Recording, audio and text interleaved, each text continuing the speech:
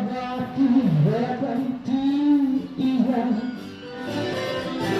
Утомленное солнце, нежность моря прощалась.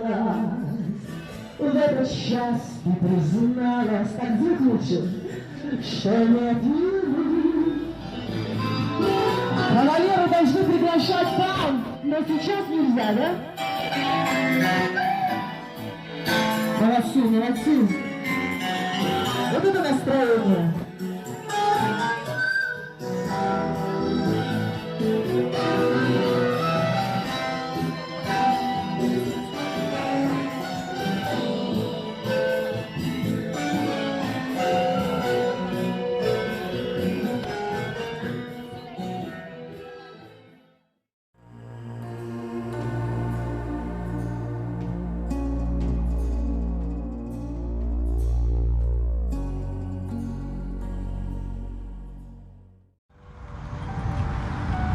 «28 мая 2020 год. Москва. Практически центр города. И это мой первый раз за 9 недель пребывания в России, в Москве, когда я вышла в парк. Я нашла укромное место под деревом. Здесь никого нет. И я надеюсь, что патруль, который ходит вокруг, не подойдет сейчас ко мне и не оштрафует меня за то, что я нахожусь в парке в неположенное время. Вчера мэр Москвы сообщил о том, что самоизоляция продлится до 14 июня, а это значит нам еще 2 недели находиться дома. Но так хочется смотреть на эти листья, на траву, вдыхать аромат цветов, которые вокруг меня, и наслаждаться этой весной. Весной 2020 года, которую невозможно будет забыть. Я точно ее не забуду. Фильм, который я хочу показать вам сегодня, фильм, который перевернул мою жизнь.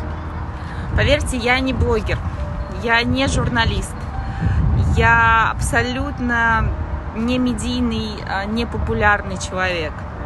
Я обычная девушка, живущая пока на 2 страны.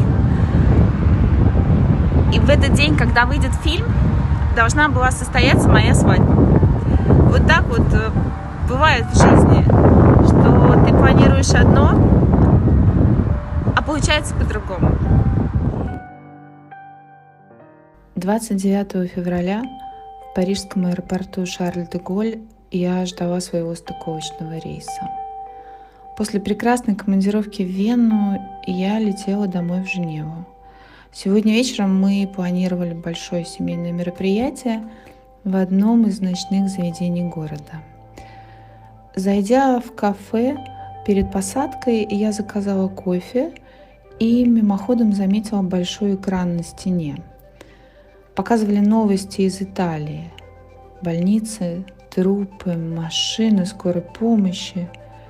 В тот же момент мне позвонили из Женевы и сказали, что, ты знаешь, сегодня обнаружили первых заболевших в Женеве. В тот момент мы решили отменить вечерний выход и перенести на пару недель вперед, когда все утихнет. Тогда в аэропорту Парижа я отчетливо осознала, что начинается что-то очень страшное и очень совсем непонятное для всего человечества. Пока летают самолеты, все хорошо, повторяла я как мантру. В Москве у меня оставалась мама, в Риге живет вся моя семья, а я переехала в Женеву к любимому мужчине. Летают самолеты, значит, я всегда, если что, смогу улететь, чтобы помочь родным и близким. Так я повторяла себе каждый день. Это было мое успокоение и моя внутренняя опора на тот момент. В тот день, когда я узнала, что закрывают небо, я поняла, что ничего нет страшнее. когда ты осознаешь, что твоя мама совсем одна, в таком нежном возрасте осталась в Москве. Нет никакой силы и не было никаких сил, которые могли бы остановить тебя, чтобы просто прилететь и быть с ней хотя бы в одной стране. Мои родственники из Риги не могли прилететь в Москву. Латвия была закрыта. Я помню, что вылетала уже после закрытия авиа самолетом, который курировало российское посольство в Швейцарии. День, когда мы прощались с любимым человеком в пустом, как в фильме Хичкока, аэропорту, я не забуду никогда. Мы не могли снять самодельную маску и говорили какие-то слова, как в тумане бодрились и думали, что вот-вот это скоро пройдет. Но каждый из нас шел в абсолютную неизвестность, не оглядываясь назад. Уже 9 недель я в Москве. Вторую волну карантина после Швейцарии я переживаю здесь. В первой неделе меня спасало общение с моими друзьями, которые в разных странах мира сталкивались с абсолютно теми же переживаниями. Проснувшись в один из дней, я поняла, что я хочу снять фильм о них. Фильм о моих героях. Фильм о каждом из нас. Это абсолютно живые разговоры, записанные мной в онлайн-формате. Они настоящие и непридуманные, как и все происходящее.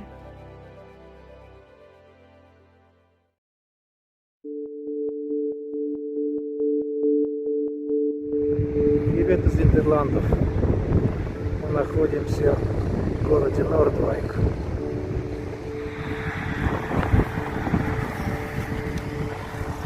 Но этот год из-за коронавируса для цветоводов выдался неудачным.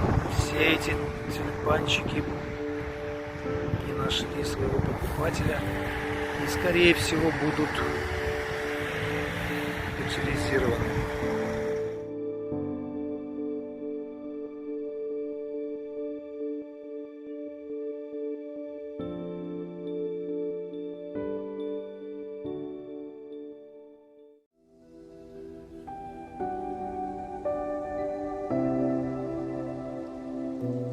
Знаешь, у меня очень такая дурацкая ассоциация, вот знаешь, фраза, которую все говорят: завтра была война. Вот у меня было такое ощущение, когда я проснулась, мы включили телевизор и поняли, что все закрыто. Я как раз покинула свой пост в большой телекоммуникационной компании, как ты помнишь, и начала свой бизнес в области мероприятий. Поэтому как раз начала свой разгон, набрала клиентов, с которыми у нас были переговоры, с которыми мы обсуждали как раз проекты на весну, на лето, на осень. Но, ты знаешь, час икс, весь этот карточный домик разрушился в один момент. When I was ready to go to work, I was preparing my trolley, pack my bags to go to work. Was Sunday. And I had to go to Sardinia to work be there in Monday. And my boss suddenly called me and said, no, our boss said that maybe it's better to don't go to Sardinia. And so then it started. So the situation goes more difficult step by step. So I think that I was the first man in quarantine in Italy.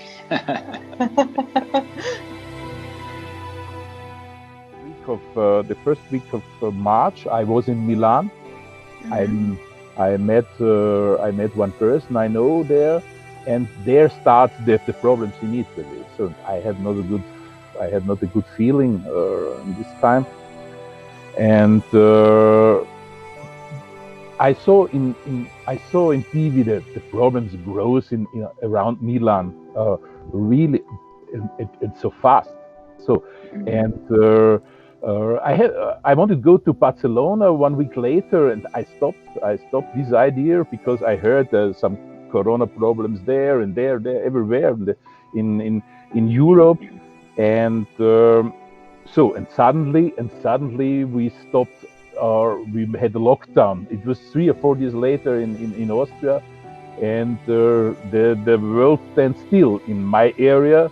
Perhaps not in other areas. They was a little bit later, but. У меня произошел очень быстрый переход, потому что, опять же, в субботу, 7 марта, мы пошли погулять в парк рядом с домом. Это очень большой парк, он был полон людей. Я помню, я еще делала пост в Инстаграм, я снимала все эти видео и писала: да у нас все хорошо, у нас все классно, у нас гуляют люди, у нас весна, у нас цвела сакура, и было куча людей, они все гуляли, там были утки, нерпы, и все было классно. И ровно на следующий день город превратился в город-призрак, потому что все реально сели дома, все, кто мог уехать из Милана, уехали. Ровно за один день, за одно утро даже. В 20-х числах марта наш начальник приехал из Москвы с высокого совещания и сказал, что все это очень серьезно. Начальник человек, не склонный к драматизму и актерству. И вечером я вернулся домой, позвонил сыну, который учится в Москве, послушал, что весь этот вирус — это не страшнее гриппа, и это обычный ОРВИ. Долго разговаривал с ним, сказал: носи, пожалуйста, эту долбаную маску и побольше сиди дома. Вроде бы убедил. А потом начался карантин, количество людей стало расти десятками, количество заболевших уже в России. Я думаю, что летопись писать не нужно будет. Мне кажется, что каждого человека сегодня ночью разбуди, и он тебе скажет, где он был там 3 апреля, а потом 4, а что он думал 5 в 5 часов утра, да, это 100 пудов. Вот правда. Я прям не помню, что я вчера ела, но я очень хорошо помню там 15 марта, когда у нас закрыли школы. Это было, на мой взгляд, вот этим вот переломным моментом, когда мы наконец поняли, да, что это серьезно. Last year, I was not very worried about it because virus coming up every year, and there's a virus here and a virus there. There is a bird's flu and the pig's flu, and this year and that year. I was not worried, and they said, "Oh, we have a new sickness now in China." Okay. And at that moment, I was not very worried about it. I'm a mathematician, but I like to ask the expert. When you have a question, to ask the expert. And I was talking one of our really high medical doctors, and he said to me, Holger, it's like we have a virus. Every year we have a virus. I see this story is a little bit strange because even on his position, there was totally different information. Вот сосед у меня напротив, сколько ему лет, наверное, не знаю, 80, тут по ним не скажешь, они 80, где-то, наверное, 70-80 лет. Вот, такой пожаро-дедулька, вот, и он вообще, то есть, когда вот началась эта истерия с покупкой там бумаги туалетной, он даже не сразу вообще понял, у него там работа какая-то, что-то он там ремонтирует, вот, и он прибегает ко мне: слушай, говорит, я только что был в магазине, а там, представляешь, говорит, нет туалетной бумаги вообще, что происходит? Я говорю: Джим, дорогой, вот происходит вот такое, вот он такой: боже мой, я вообще не знаю. Я говорю: слушай, а вот ты знаешь, я вот понять не могу, а зачем тебе, говорю, туалетная бумага? Если есть, я, конечно, в смысле, если тебя нет, я, конечно, тебе одолжу с удовольствием, вот, но просто вот, а почему, вот, говорю, вот сразу, к слову сказать, что любой какой-то кризис, там, например, ожидается там 2 сантиметра снега, да, вот, и все сразу закупают туалетные бумаги. Вот клянусь тебе, вот любой там шторм ожидается, все закупают туалетные бумаги. Вот, я говорю, Джим, а вот ты мне скажи просто как человеку, который не в Америке вырос, а что, в чем дело? Он говорит, я не знаю, может быть, это просто людей так, успокаивает. Да, я говорю, когда вот жила я в России, да, вот там, в моем детстве у нас не было туалетной бумаги. Вот мы, например, даже там в поход ходили с томиком сочинений Ленина, вот, и нам вот не нужна была она. Он говорит, ой, действительно, а правда ведь? Слушай, говорит, а воды ты купила? Я говорю, я купила, как обычно, вот мы покупаем воды, да, но я купила с фильтров. Ой, правда, какая хорошая идея, фильтры. Что мы чувствовали тогда? Неверие, непонимание, панику. Я помню, что я боялась смотреть новости. Мне было страшно даже произносить слово «коронавирус». Страшно. Да, в тот момент именно страх превалировал над всем.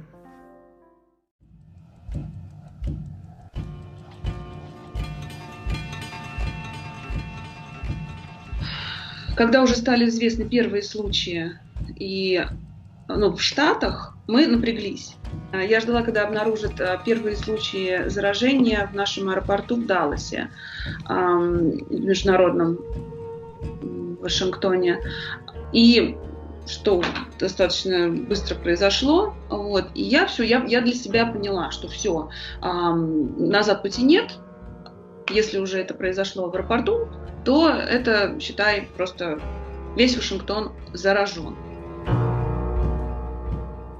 Моя сестра, я даже не поняла, она там нервничала, она в панике, она читает целый день новости, она знает, сколько умерло в Италии, сколько в Испании, процентном отношении. Она вот зашла в это очень глубоко. Я сказала, Рай, давай я в субботу приеду, мы с тобой отвлечемся, там поболтаем. Она долго мне объясняла, нет, ты ж так устала, не надо, сиди дома, отдыхай. Мне потом пришла в голову мысль, она просто боится меня пускать себе домой, и это правда. И я столкнулась с несколькими случаями, когда мои близкие друзья, зная, что я не останавливаясь работаю, да, я очень много действий сейчас произвожу, я стала работать в 5 раз больше, чем я работала до коронавируса, если ты используешь мое личное, да, время. И они побоялись меня пускать себе домой. То есть обид никаких нет. Я к сестре приезжаю, я оставляю ей возле двери продукты, которые она просит, чтобы я привезла, там газеты, лекарства, и уезжаю. И вот у меня еще есть две подружки, которые просто вошли в панику, которые просто запаниковали. Вот был такой случай, когда в самом начале как раз это было, когда запретили собрания общие, и есть такой город у нас Тузи, под названием Тузи. Там рынок еще самый известный, маленький такой городочек. Там одна семья, там случились похороны, и они собрали на эти похороны, то есть на поминки, там, не знаю, как у них по традициям, человек 100. И потом оказалось через какое-то время, что все члены этой семьи, там 7 человек, они больны коронавирусом. Все люди, которые присутствовали на этих поминках, они, ожидалось, что они тоже все заболеют. И Тузи вообще закрыли. То есть оцепили все дороги оцепили полиции и армии и привозили им еду к дому, в коробках. Я не знаю, что, картошку, муку, я не знаю, что. Собственно, выходить было из домов запрещено всем.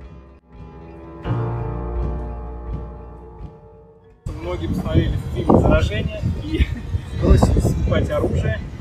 Я в том числе. У меня было в планах заранее, но мне тут и сосед позвонил, и еще один товарищ говорит, а ты приобрел уже? Я говорю, да вроде бы нет, но собирался. Говорит, что это нужно точно. Сейчас может такое случиться, что потребуется прям буквально в прямом смысле. Здорово, что у меня оказался приятель, который хороший приятель, хозяин магазина, потому что там были как раз дикие очереди, они до 3 ночи работали, все скупались буквально автоматами, бронежилетами, по несколько пачек патронов. Причем, так интересно, все там стояли поодаль друг от друга в торговом зале, мы все там примеряли себе Оружие, когда я приезжал уже забирать, уже примерять было нечего, все просто заходили, говорили, что у вас осталось, я готов купить, в принципе, все, что есть. Честно говоря, я начала к этому очень серьезно относиться, когда у нас умер сосед по лестничной клетке.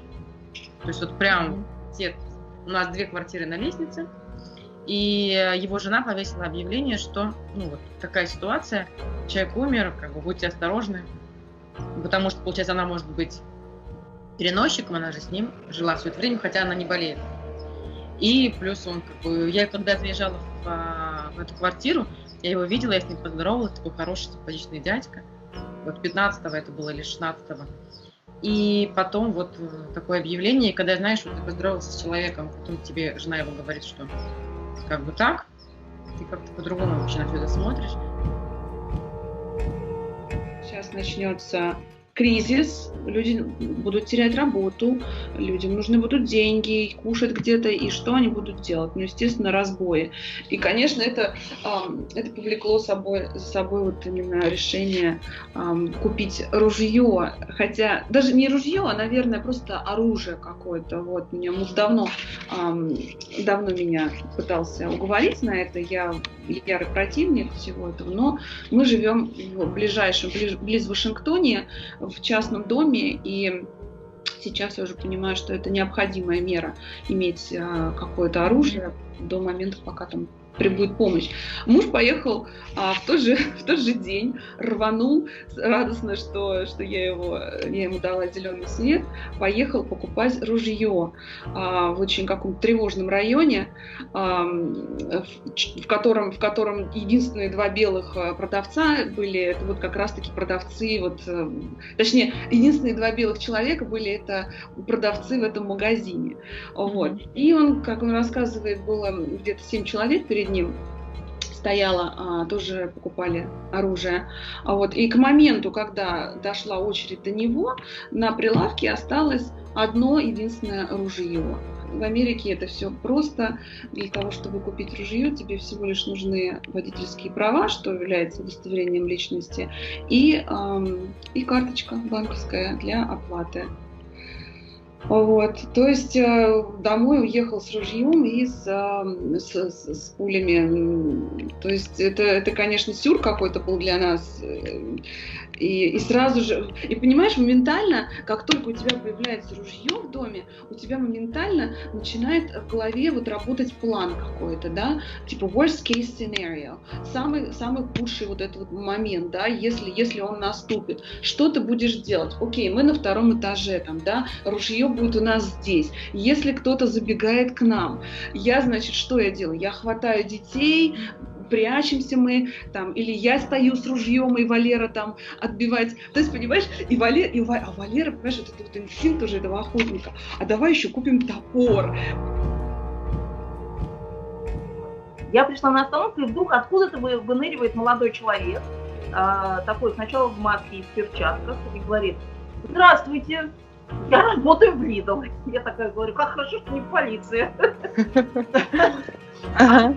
Вы без маски и без перчаток. Вам что, не страшно? Ну, вижу юноша Юр, такой молодой, симпатичный. Я говорю: нет, не страшно, молодой человек. Хотите, поговорим об этом? Он говорит: да, хочу. Оказалось, что он работает в Lidl, но этот вот Lidl поблизости от нашего дома находится в 100 метрах, и просто он сотрудник.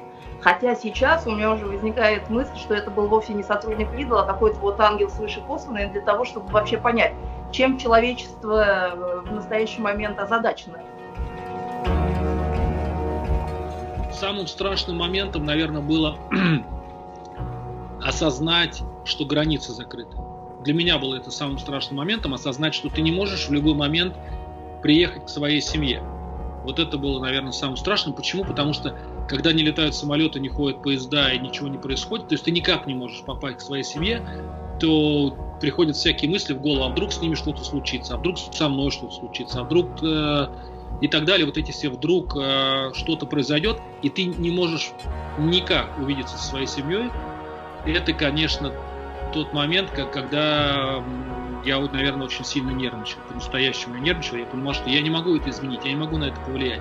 Но это все равно заставляло меня волноваться. быть, нельзя так говорить, но когда я общалась со своими друзьями, у которых живы родители, я видела их ощущения, я понимала, как они переживают, я видела, как они общаются со своими родителями через забор, там, да, через стену или там. И я сказала себе, какое счастье, что моих родителей уже нет. Это вот ощущение такого очень длинного черного туннеля, у которого нет конца. Страх за близких, страх за семью, страх за себя. Мы начали осознавать, что границы нашей привычной жизни просто исчезают, как песок, омываемый водой.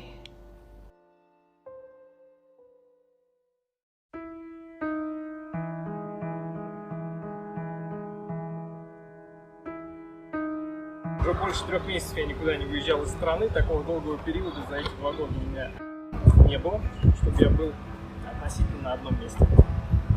И это моя самая главная беда, которая случилась за период этой пандемии, что у нас украли вот эту свободу, когда ты можешь перемещаться, когда тебе нужно куда-то лететь по бизнесу, когда ты хочешь встретиться с друзьями, с родными.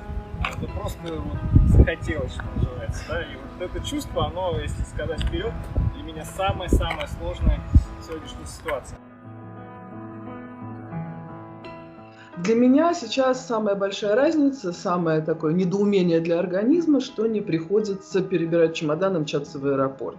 А работаю я по жизни много лет там, где воткнусь в интернет. Но нет встреч живьем с коллегами, которые иногда встречаются, и отменены все конференции, которые были в графике на ближайшие полгода. Вот меня снимает моя помощница. Сейчас я ее тоже покажу. Моя маленькая помощница, она же моя дочка.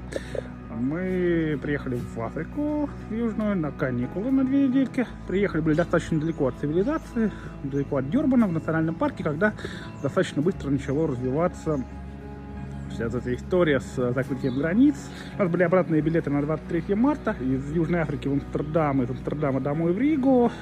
Но сначала Латвия закрыла границы, потом начался карантин в самой Африке, из-за чего мы достаточно плотно застряли. И вот уже 2-й месяц мы сидим вот в этом доме, живем. Карантин в Африке достаточно жесткий. Нельзя выходить на улицу, только в магазин. Запрещен продажа алкоголя, сигарет. Ну, в общем, перемещаться по улицам нельзя. Полиция ловит месяц тюрьмы без особых разговоров. Вот, и, в общем, мы поселились в этом доме. Сняли его у местного пастора через Airbnb. И вот уже месяц тут живем. Регулярно, конечно, пытаемся купить билеты. Билеты превращаются в ваучеры на бесплатные полеты, поскольку полеты регулярно отменяются. И можно на несколько тысяч или может, десятков тысяч евро у нас уже накуплено всяких билетов разных авиакомпаний.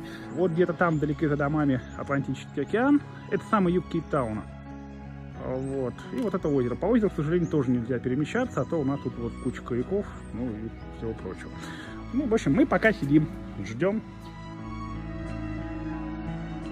У моего мужа закончилась виза, то есть она должна была закончиться в начале апреля. Я к нему прилетела где-то 12 марта, мы решили с ним встретиться, потому что он раньше улетел в Вену, просто там ему удобнее, чтобы подать документы опять на визу. И я к нему прилетела просто, чтобы провести время вместе. И вот как раз вот в эти дни, 12-14 апреля, уже стали закрываться страны, и уже стали ходить слухи, что Москва тоже закрывается. И я вынуждена была из-за этих новостей перенести свое возвращение в Москву раньше. То есть я улетела раньше намеченного срока. А он оставался, потому что где-то через 2 дня он должен был получить свой паспорт с визой. На следующий день закрыли Москву. Но, в общем, как бы один день нас вот просто отдалил на такой большой срок. Еще неизвестно, как долго это продлится. The biggest problem in this time when you are alone, social distancing, that you cannot touch someone, that you cannot hug someone, or your daughter, I cannot visit my mother because she is 75. I cannot hug and touch my grandson, my granddaughter. This is horror for me. самый лучший муж – это, наверное, капитан дальнего плавания. Потому что успеваешь соскучиться, успеваешь пообщаться в письменной форме. И всегда общение, оно более благоприятное, потому что ты не слышишь, допустим, визгливые интонации жены или пугливые интонации мужа, а ты воспринимаешь это немножко по-другому, потому что когда ты читаешь письмо, какое-то сообщение, послание, то ты читаешь его с мыслью о том, что это было написано, допустим, в благодушной манере, да, и как бы благодаря вот такому общению на расстоянии часто наши отношения на самом деле улучшились. We have the EU, okay? So all these countries in the EU, they are predicted the friendship, the collaboration, they open the borders, or whatever, partnership. They show the world that we are partners. And now the crisis came up. And what they did, they said, oh, we close the borders. Everybody asked the other one and said, oh, you are responsible, you. And now the first people ask for money. This is, of course, normal. The Italian ask for money because they are seriously inside, they face this. And the Germans say, no, we doesn't give you money. I say, huh? No Corona bonds, we doesn't want. And also the Spanish. And they destroyed all this kind of friendship, partnership, what they have created within just a couple of weeks. So all these rights, all this possibility, all this open borders, all that what we had step by step created within 50 years is collapsed. And this made me very worried. Наверное, каждый из нас помнит тот момент, когда он окончательно принял происходящее. Что мы чувствовали тогда? Пустоту, отчаяние, ступор. Мы понимали, что это неизбежность, и мы должны были адаптироваться.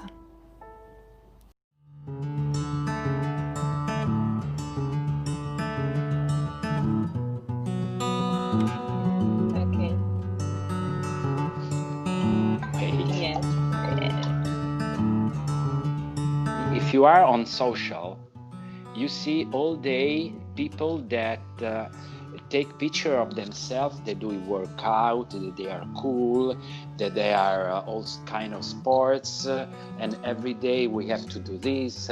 How can you do? It's cool with sport, and so I start to think in one moment to do something in a funny way.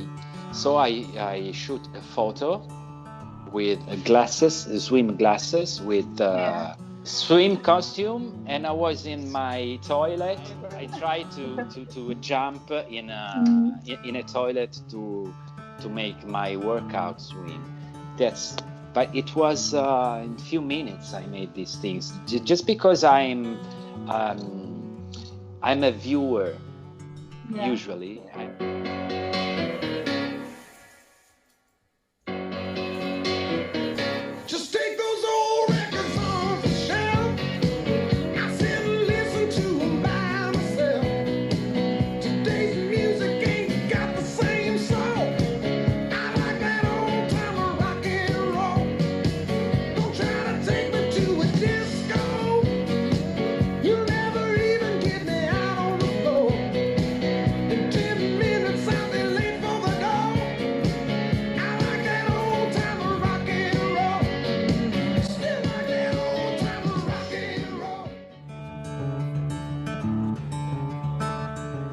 Определили, кто будет ставить музыку, вытащили эти колонки на балкон, и теперь каждый день в 8:15 у нас дискотека.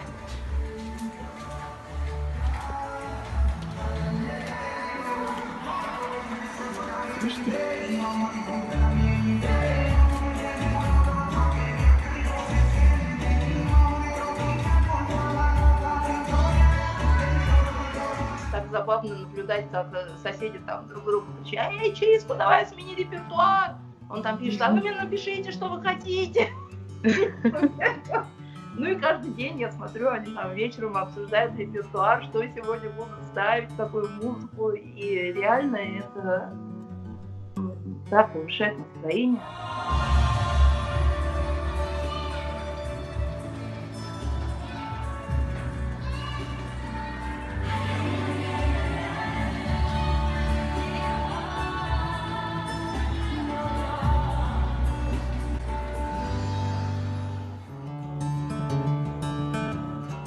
Мы, которые постарше, да, мы не очень любим эти зумы, скайпы, мы любим кричать, мы можем кричать на балкон соседям, мы всех знаем, у многих свои дворики, закрывает один дворик от другого, обычная стена, да, эта стена в дырках, она там наш забор, мы разговариваем, мы общаемся, мы кричим, тут можно в 5 утра услышать там «Сара», там «Что ты сегодня готовишь на завтрак?»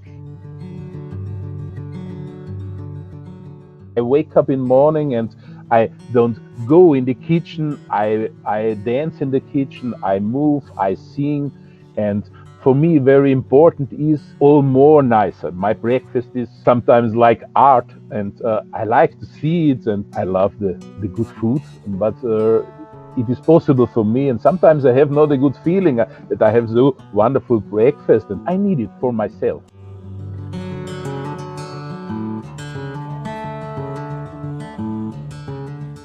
Always red and white wine at home. So I had it before, I bought it and I thought, wow, wonderful, some guests I will have on my terrace, and I invited also some people to visit me from other countries. They wanted to come in March. The problem was it was then not possible. So now I drink it self. У нас запрещено заниматься спортом на улице, в том числе бегать и кататься на велосипеде. Поэтому я хожу бегать к соседям тайком.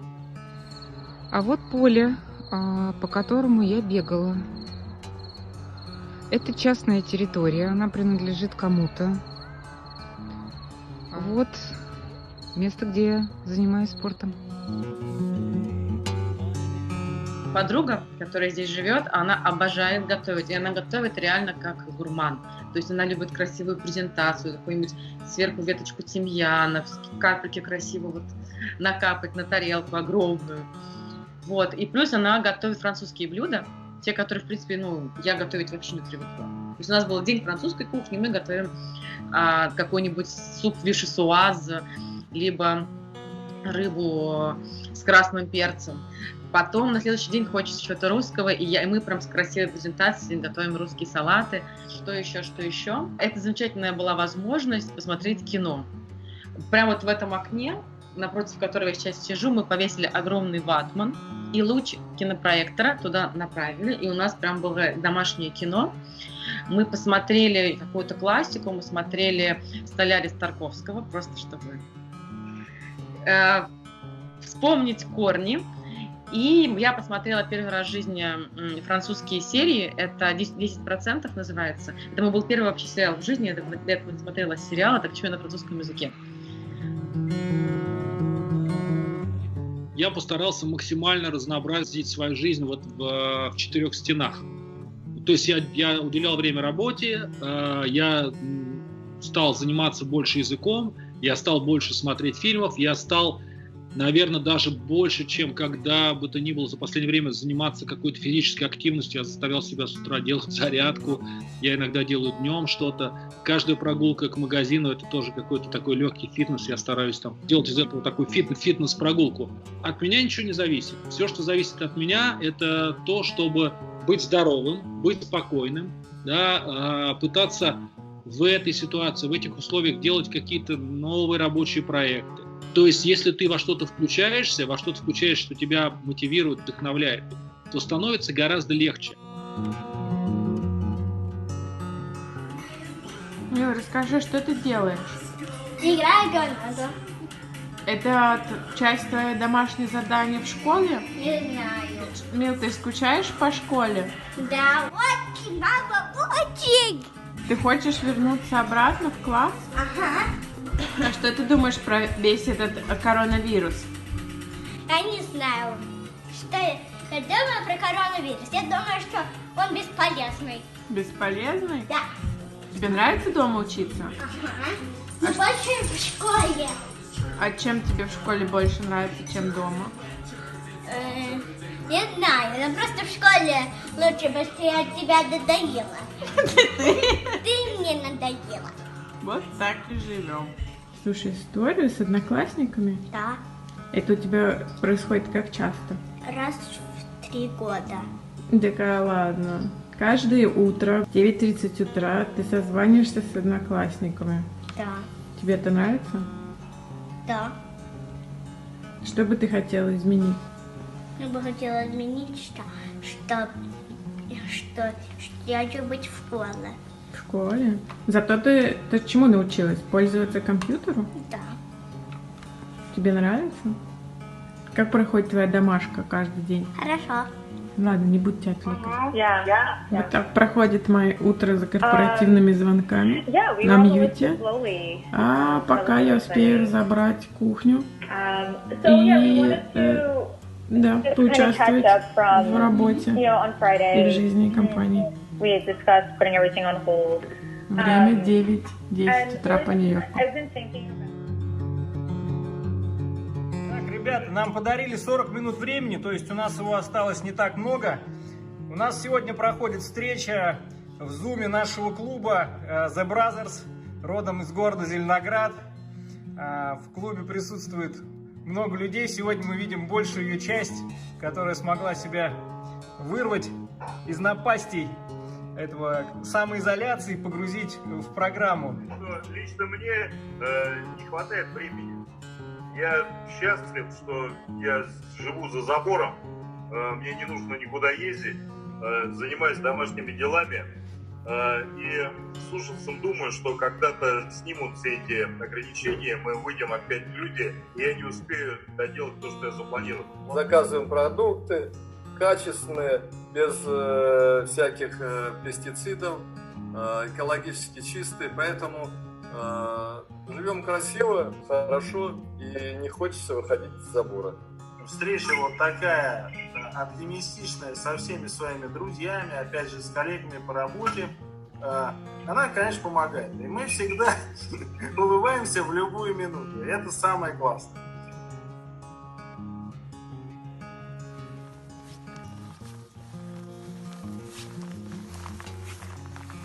Вообще, я, наверное, даже по окончании карантина хочу остаться в деревне. Вот. И еще одна мечта есть. Я, собственно говоря, к ней сейчас и веду. Ну вот, собственно, это и есть впереди маячащая моя мечта. Завести коз. Жить в деревне, дышать чистым воздухом, писать сказки и остановить бешеное, как это называется, бешеный ритм городской жизни.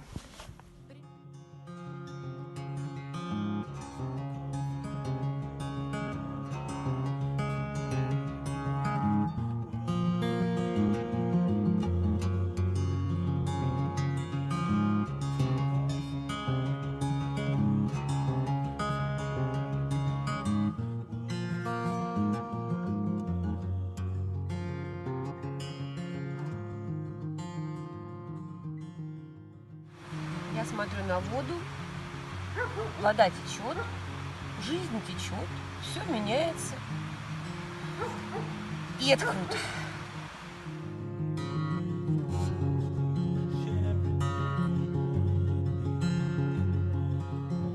Единственная разница в моей жизни состоит в том, что сейчас так получилось, что я застряла в Москве, хотя я живу в Германии.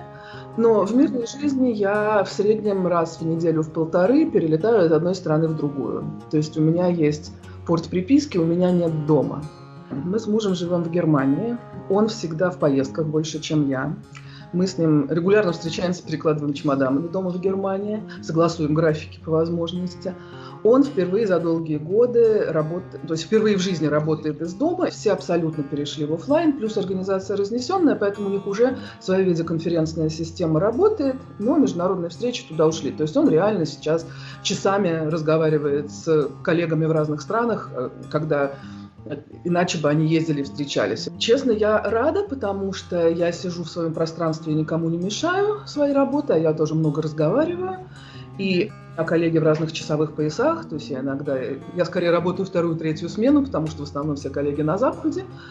Муж работает четко дневную европейскую смену и очень тоже много общается. Мы с ним в одной квартире, оба работая из дома, не уместились просто. Мы привыкли жить на чемоданах, просто согласовывать графики, когда мы пересекаемся. Ну и плюс у меня за плечами совсем не репрезентативный опыт. Он был полгода в космосе, я жила одна, это было больше 10 лет назад.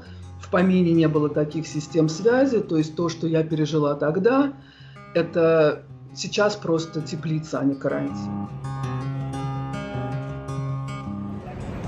Аня, привет из Южной Флориды, город Майами. Специально для твоего проекта пару слов.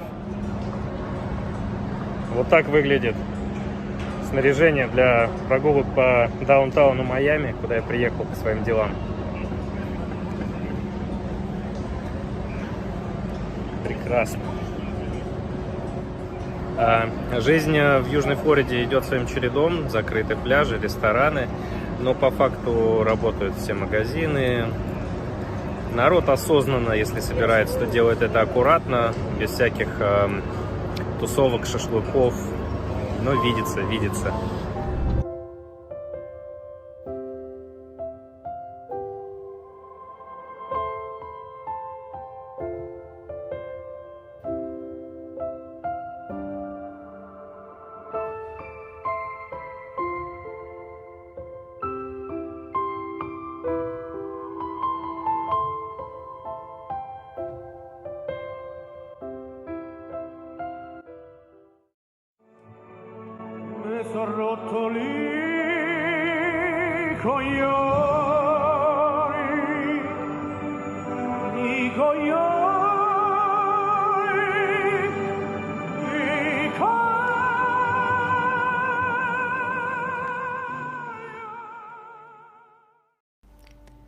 Мы помогали друг другу, мы поддерживали как могли, словом, делом, слезами, смехом, надеждой. Но за всем этим стояла любовь.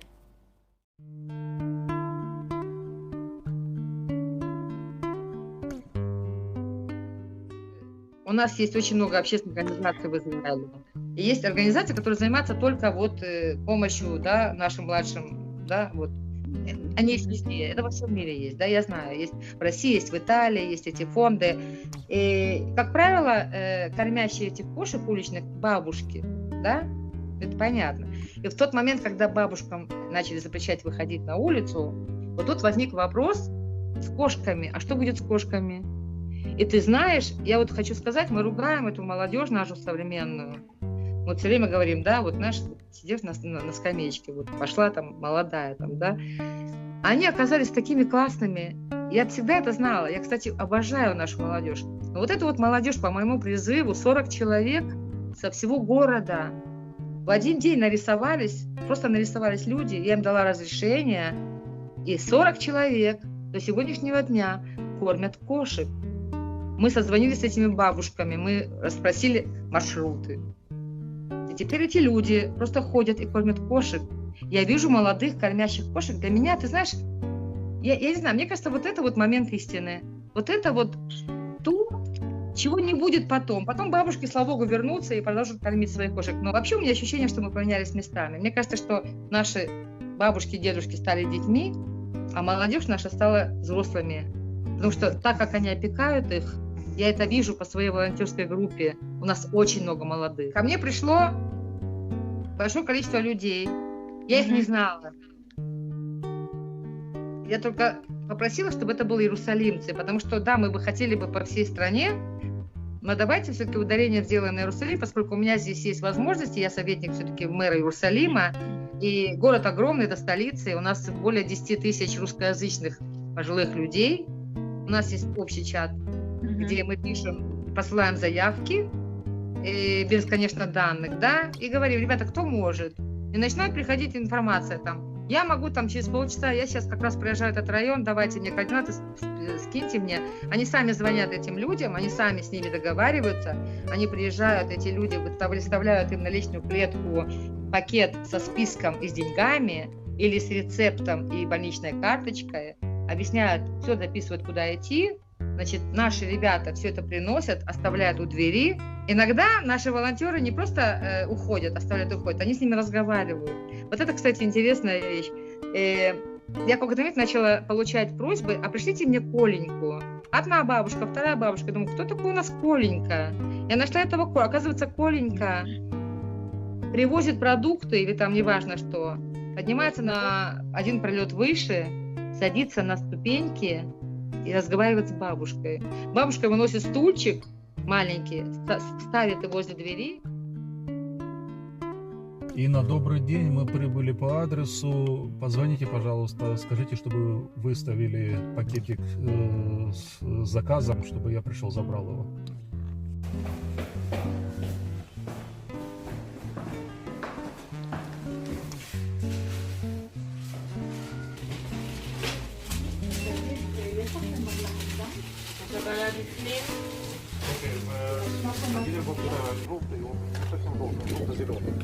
Нормально будет.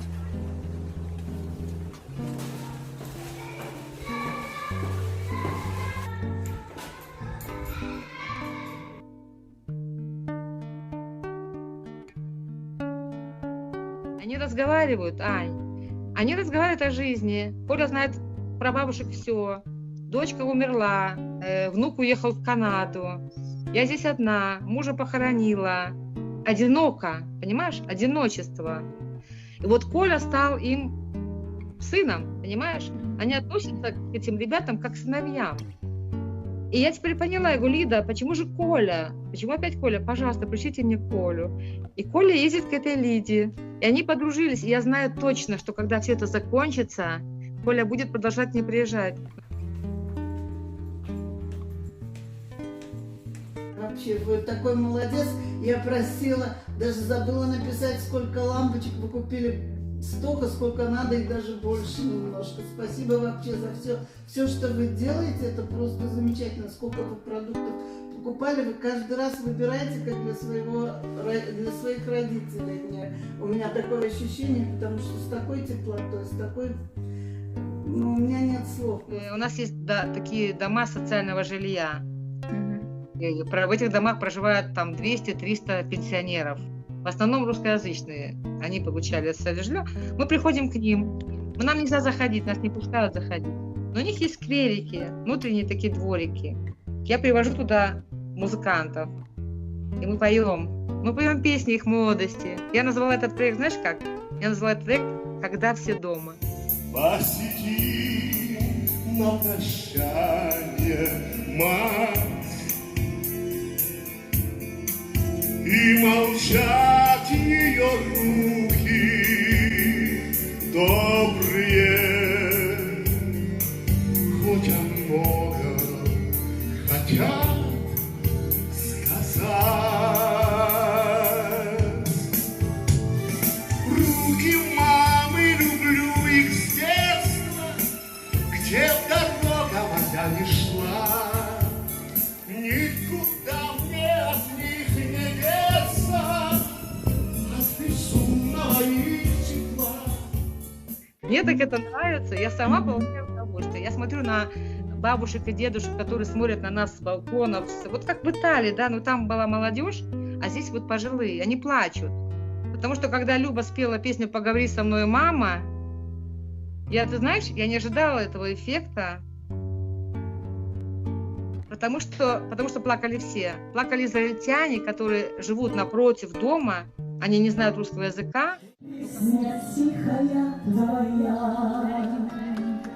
поговори со мной, мама, о чем-нибудь поговори,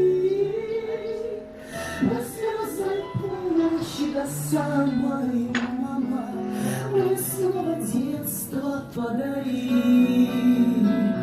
Поговори со мною, мама, о чем-нибудь поговори, до звездной полночи, до самой лесного детства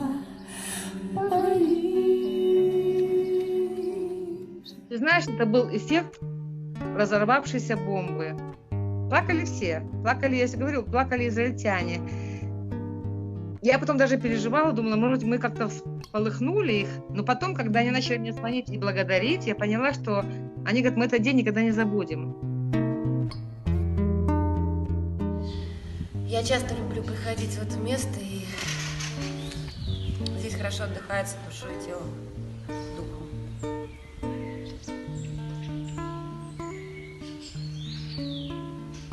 И хорошо здесь молиться, по-настоящему.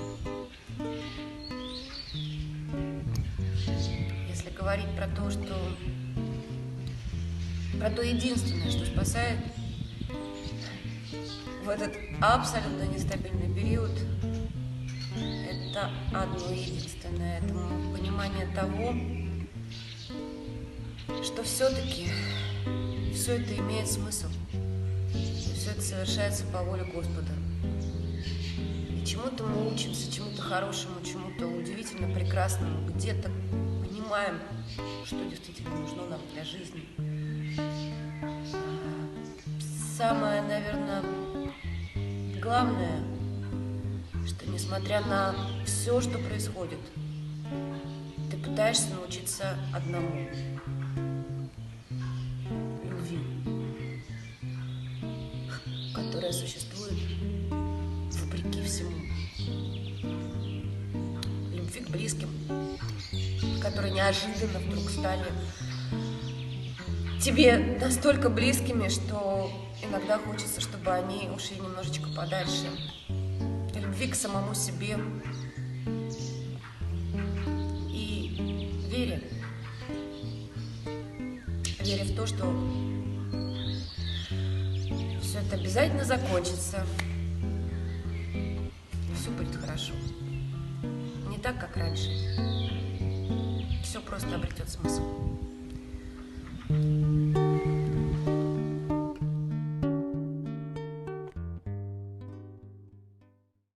Любовь, сострадание, забота, надежда.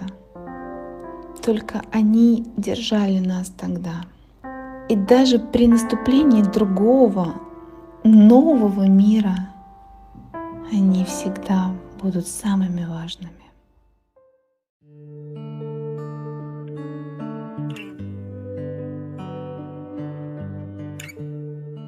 У нас в Иерусалиме есть символ. Наверное, для Москвы это Красная площадь. Наверное, для Парижа это Елисейские поля. Я не знаю. В Иерусалиме это наш иерусалимский трамвай.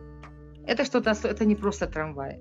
Это наш свет, это наша Европа, это наше ощущение праздника. Он пересекает наш город по диагонали. Вот пока он ходит, все в порядке. Вот пока он есть, он в порядке. То есть мы живы, и мы продолжаем жить. Ты знаешь, в самые худшие времена, когда нас закрывали, мы не могли даже высунуть носа из дома, трамвай ходил. Он ходил даже пустой. И я видела сама, поскольку я все эти дни продолжаю работать, мое место работы в центре, я, конечно, выбегала послушать этот звон трамвая, это нужно, это лекарство, это психотерапия. И он ходил бесконечно, без остановки, не меняя своего маршрута и не меняя своего графика все это время. И часто он был пустым. Иногда в нем сидел там 1 или 2 человека. И ты знаешь, мы очень долго ждали. У нас был перекопан город лет 10. Но когда он пошел, и мы сейчас его расширяем, разные маршруты мы делаем, вот как метро у нас будет. У нас невозможно сделать подземного метро, к сожалению, да, у нас где не копнешь, там город. Поэтому для нас трамвай это все, это наш символ. И мы сидим на лавочках в нормальные времена, пьем кофе, и он входит, и закрываешь глаза, ты ощущаешь себя, я не знаю где угодно. Это здорово. И вот пока этот трамвай ходит, а он ходит с утра до ночи, я специально выхожу иногда, когда вот чувствую, что вот знаешь, что что-то там вот, и я стою, и я смотрю на этот трамвай, это такая релаксация сумасшедшая. Я часто его фотографирую, мне это нравится. У нас потрясающий трамвай, у нас потрясающий город, И вообще я очень люблю Израиль. В самом начале карантина, для того, чтобы, зная свою абсолютную эмоциональность, я сформулировала для себя единственный спасительный принцип жизни – это жить здесь и сейчас. Вот в этом самом моменте, не делая все для завтрашнего дня, но не думая и не строя планы, не строя ожидания на тему завтрашнего дня. Единственное, что ты можешь сделать в этом случае, когда ты думаешь о завтрашнем дне, это подумать о том, стоит или не стоит, например, испечь свежий хлеб. Ну или там пойти с утра погулять, в зависимости от погоды. В общем, ты перестаешь контролировать ситуацию, пытаться контролировать мир. И в этом, наверное, спасение. Твой организм протестует, потому что организм, это, кстати, совершенно доказано психологами, это психологическая позиция, организм бережет ресурс, он не понимает, собственно, сколько времени ему придется пройти. И потом он понимает, что если завтра он заболеет, ему нужны силы. Это какая-то такая штука, которая сидит внутри, и она тебе диктует твой ежедневный ритм жизни. И ты можешь себя, конечно, заставлять, и там делать 25 тренировок, и читать, и проходить курсы, но организм тебе говорит: дорогая, давай мы как-то немножко... Вот. И, в общем, мне кажется, очень важно, я про это писала, мне правда кажется, что очень важно не вестись на какие-то стандарты социума, которые тебе навязываются, опять же, через соцсети, потому что соцсети — это показуха в первую очередь, это не... Ну, никто тебе, наверное, не будет писать, скорее всего, про то, как он переживает, и про то, как он вешается дома с детьми, потому что он заперт 24 часа в сутки в 4 стенах, а у него 3 детей, и они все хотят делать разные вещи, им еще надо учиться, тебе надо приготовить, убрать, и позаботиться о муже, о себе, и потом вдруг сделать тренировку, прочитать книгу. То есть это какая-то такая штука, которую надо просто спокойно принять, отпустить и выстроить свой образ жизни, который комфортен тебе, не забывая о том, что, собственно, ты — это твой единственный ресурс, эмоциональный, физический, ресурс здоровья, ресурс времени и ресурс всего. Try to make the best in the situation what you have. Not be sad about that you can't travel now. No, you can't travel now. You know, you can't change it. No reason to be sad. You know, when you sit now at home and say, oh, I'm sad, I can't go in a restaurant, I'm very sad, I can't travel. You don't help yourself, you make you coming to a depression. So you must say, okay, no restaurant yet, okay, no holiday yet, no boutique, okay. What do I have? I have my coffee, my water, maybe I can walk, I'm alive, I'm in good condition, and the world needs me. So everybody has a role from the existence. Everybody has a role given from the existence. You are not on the earth just for that. You have a role, and you have to find your role. You have a definition. The definition of life is not to say, okay, we go shopping, we go restaurants, we have fun.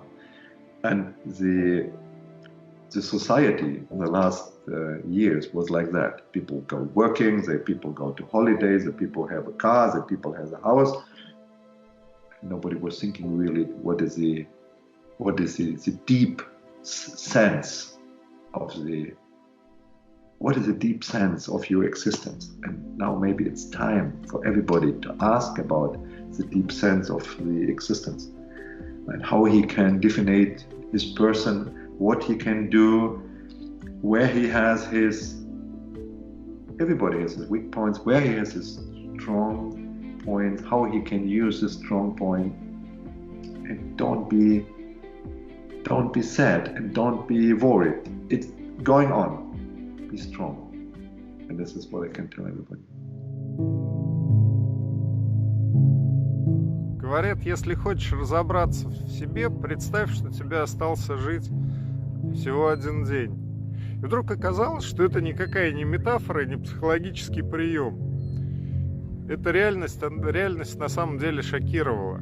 Особенно, когда ты сидишь на краю земли, натурально, между тобой и твоими близкими 8 часовых поясов. Ты очень хорошо понимаешь, кто тебе важен, и кто тебе нужен, и кто тебе дорог по-настоящему. И самое главное, понимаешь, о ком ты хочешь и о ком тебе необходимо заботиться именно в этот момент. Даже несмотря на то, что ты и сделать-то ничего не можешь. Ты можешь только позвонить, попросить быть осторожным, попросить носить долбаную маску, попросить не ходить куда без надобности, не выходить из дома, не ходить в общественные места. Но вот это осознание, оно, наверное, было самым важным и самым дорогим за последний месяц.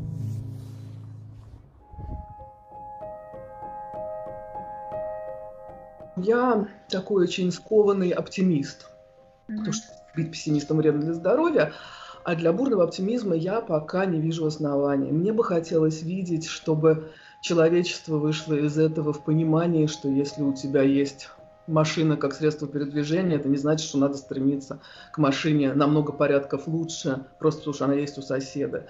Или если у тебя есть комфортное место для проживания, это не значит, что нужно его увеличивать.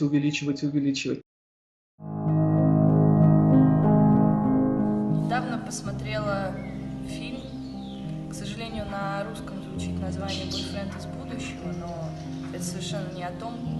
На английском оно звучит «About Time». Это о времени. Вот. И там транслируется очень важная мысль. Как бы фильм фантастический, но транслируется мысль, то, что мы каждый день путешествуем во времени. То есть мы являемся путешественниками во времени, и каждый может побывать в том периоде, в котором хочет. И мы должны просто наслаждаться тем, что нам предоставляет жизнь. Вот предоставила она нам вот такой вот интересный период под названием карантин. Не просто так. Мы должны задуматься о том, что это все ниспослано нам для того, чтобы понять какие-то очень важные вещи в нашей жизни, чтобы принять какие-то вещи, чтобы понять, кто мы есть, чтобы полюбить все вокруг. Вот в моменте я даже вижу много плюсов, которые хотелось бы, чтобы они куда-то дальше продлились. Много людей болеет, страдает, но в то же время это ситуация, которая заставила огромное количество людей задуматься о том, что действительно важно в жизни, изменить свой режим, который, мне кажется, был даже у меня отчасти где-то уже переполнен ненужными событиями, а сейчас они просто отключились, и при этом осталось время для чего-то, что кажется теперь более интересным и важным.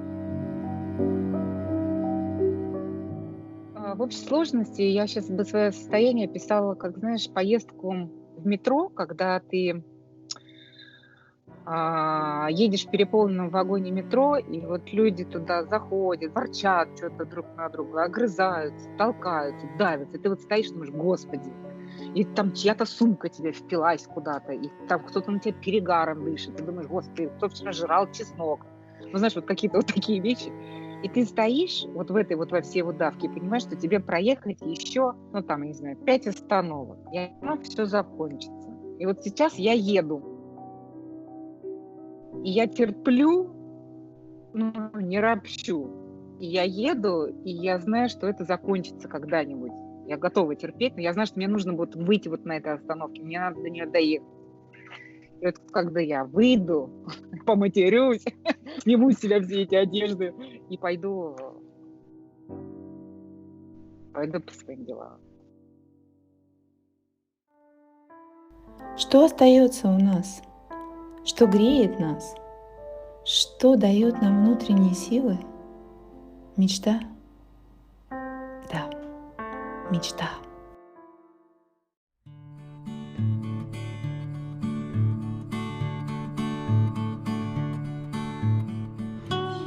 I dream about killing the people I live with, I wake up and I realize that I didn't kill them. So I'm frustrated and depressed. Then I have breakfast.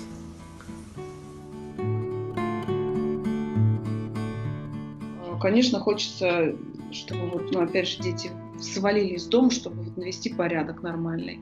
Вот. И перестать вообще, начать медитировать, потому что дети из себя вытягивают такого сатану. И ты удивляешься, думаешь, боже, до этого никогда ты не думал, что ты можешь вот превращаться в такого демона. Вот. И вот это вот скорее момент, когда из тебя вот это вот выходит, этот негатив, вот он страшен. Хочу спуститься в переход в свой метро, который находится в 100 метрах от моего дома, и пройтись вдоль ларьков, которые открыты, и купить какую-нибудь хрень в ларьке, которая мне не нужна, но радует. А потом зайти в станцию метро Римская и с незарегистрированной картой «Тройка», не думая, что меня кто-то проверит и что кто-то на меня чихнет, а я подпрыгну, войти в метро и доехать в центр на метро. Первое, что я хочу прийти в ресторан, заказать кофе, который сварю не я, заказать какую-то еду, которую готовлю не я. Это прям вот, прям я очень хочу. Я просто хочу сидеть, смотреть вдаль и есть и пить то, что приготовила не я.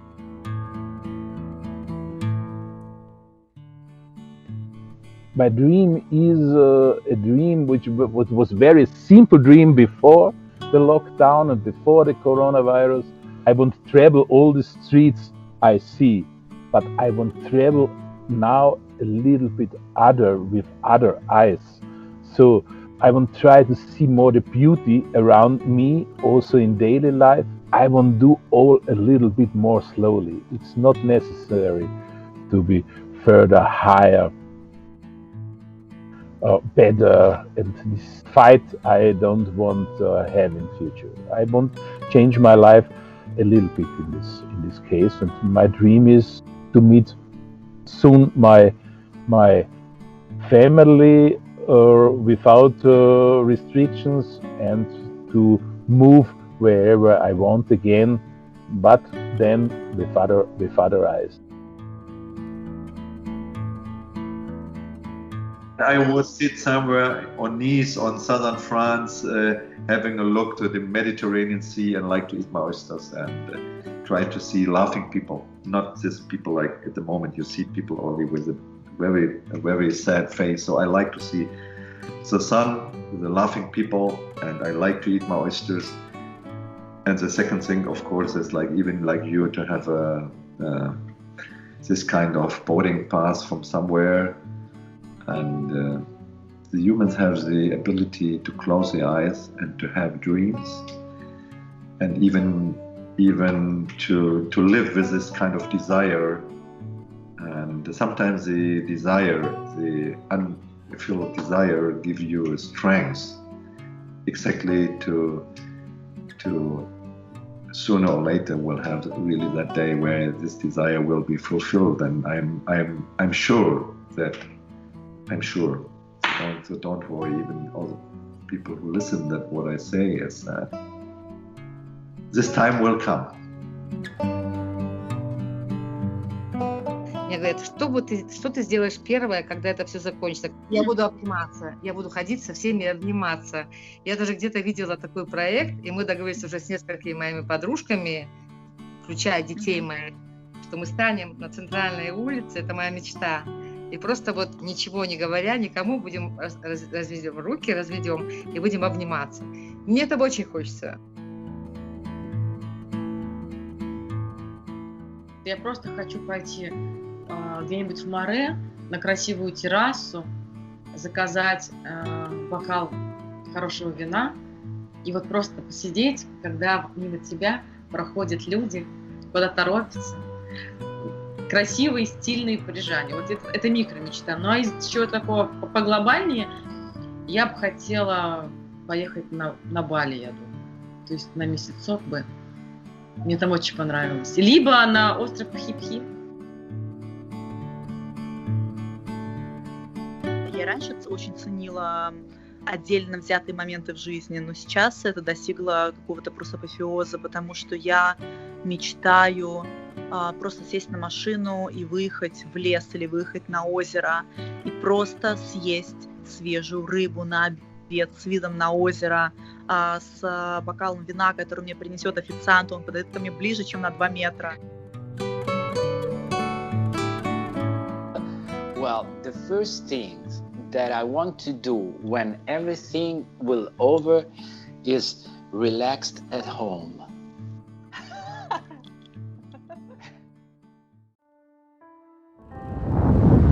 Я очень много думала по поводу того, для чего и почему все случилось в моей жизни, почему я оказалась в Москве, почему эта весна 2020 года так резко ворвалась в мою жизнь, перевернула, оставила большой глубокий след, и вот буквально через пару дней она уходит. И я поняла, что, наверное, это для того, чтобы я смогла снять этот фильм. Фильм, который в моей жизни сыграл и играет очень сильную роль. Фильм, который спас меня в режим этой самоизоляции, который я сейчас переживаю, который переживают миллионы людей. Я хочу сказать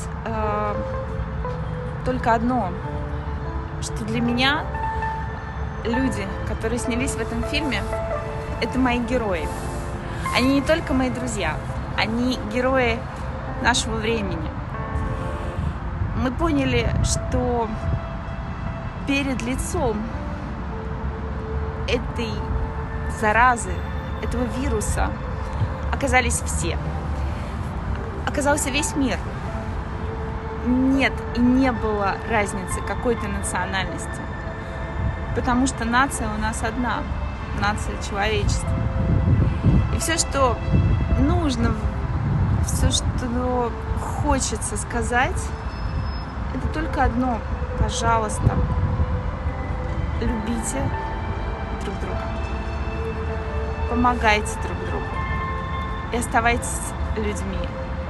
Потому что не существует других ценностей в этой жизни. Их просто нет.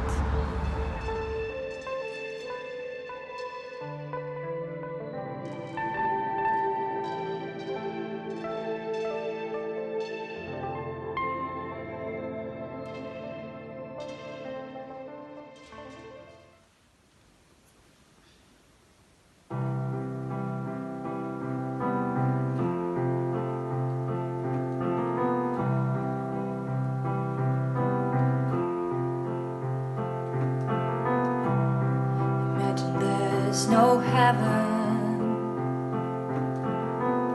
it's easy if you try. No hell below us, above us only sky. Imagine all that people living for today. Imagine there's no countries. It's easy and hard to do. Nothing to kill or die for, and no religion too. Imagine all that people living life in peace. You may say I'm a dreamer, but I'm not the only one. I hope someday you'll join us